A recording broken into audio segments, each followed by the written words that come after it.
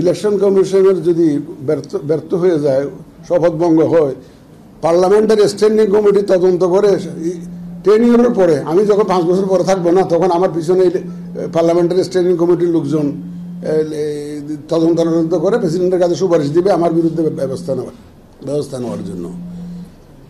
দেখেন, যখন আপনি থাকবেন না সরকারি চাকরিতে, তখন তো দেশের বিভিন্ন আইনে তো আইন আছে। তো আমার কেউ তো আইনের ঊর্ধ্বে না। আমি কেন XYZ প্রত্যেকটা নাগরিক কেউ আইনের ঊর্ধ্বে না। আমাদের বিভিন্ন অতীতে দেখা গেছে বিভিন্ন রাষ্ট্রপতি যারা ইমিউনিটি ভোগ করতেন,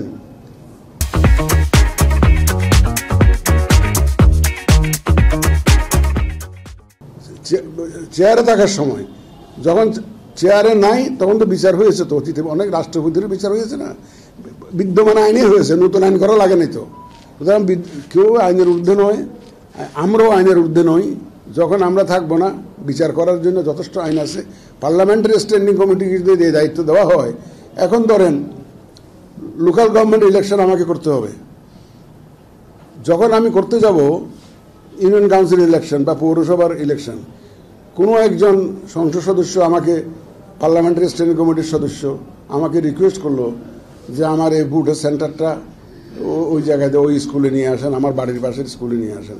আমি মানলাম না। তো উনি তো বলেন যে আচ্ছা দাঁড়াও, 4 বছর যাক, পার হোক, তারপরে দেখা যাবে।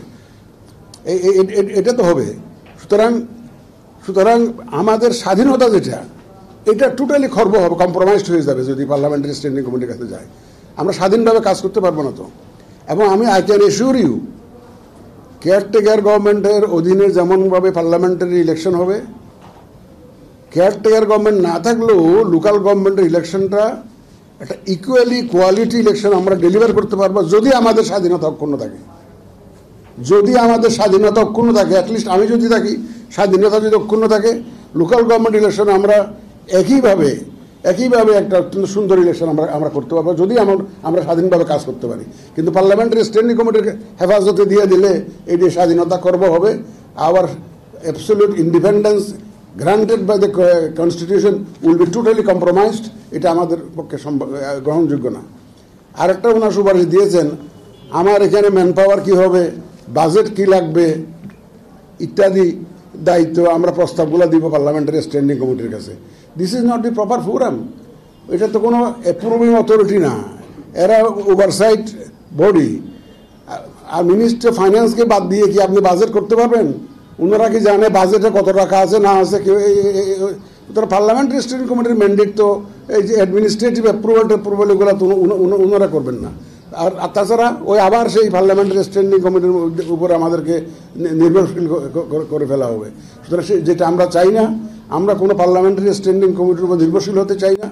আমাদের স্বাধীনতা অক্ষুণ্ণ রাখার জন্য এই জিনিসটা বাদ দিতে হবে।